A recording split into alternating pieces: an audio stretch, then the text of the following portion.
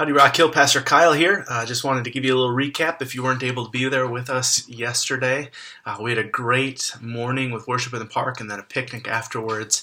I preached out of Acts chapter 17, looking at the churches of Thessalonica and Berea, and we talked about evangelism, that it's something that all of us are called to do and yet can be intimidating for a variety of different reasons. So effective evangelism engages the intellect but realizes the limit that apologetics play.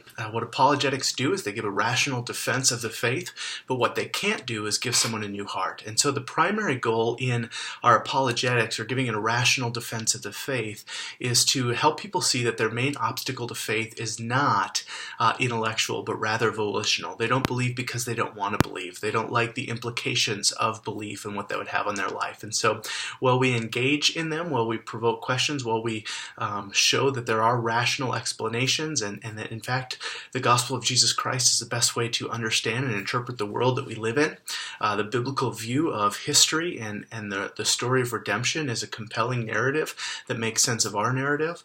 We realize the limitations of that and that we can't give someone a new heart. God has to do that. And so we engage the mind that our faith and our reason work together, and that we also focus our evangelism on the person and the work of Jesus Christ. We continually point them back to Him because He is the one that is compelling. He's the one intriguing and satisfying.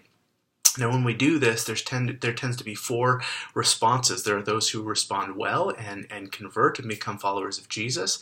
There are those who continue seeking for a while, where they continue studying and asking questions, like the Bereans who heard and every day went back and checked to see if what they were hearing from Paul actually lined up with the scriptures. Those are the two good responses.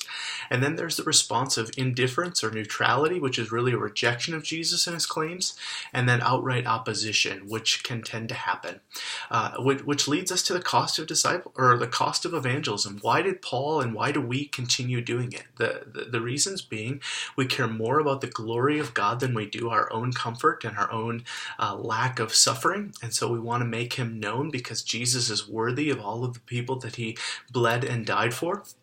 And secondly, we continue doing it because no one is beyond hope. No one is beyond the grace of God. And the Apostle Paul, though he suffered greatly in Philippi and in Thessalonica and in Berea, where he had to flee all of these cities, he knew his own story, that he used to be a persecutor of the church, that he was one of the least likely people that anyone would have thought of that would have become a Christian, and yet Jesus appeared to him, knocked him off his horse. And so because we love people, we continue to tell them about Jesus, we continue to point them to Jesus, and through our acts of loving kindness and demonstration of the gospel, we also share the words of the gospel in hope that they would come to faith in Jesus Christ, our only hope for life and death. If we missed you, I hope this is helpful. Maybe you want to listen in later. Next week, we're going to be in Acts 17, the second half, as we see Paul engage in the city of Athens in a very, very different way.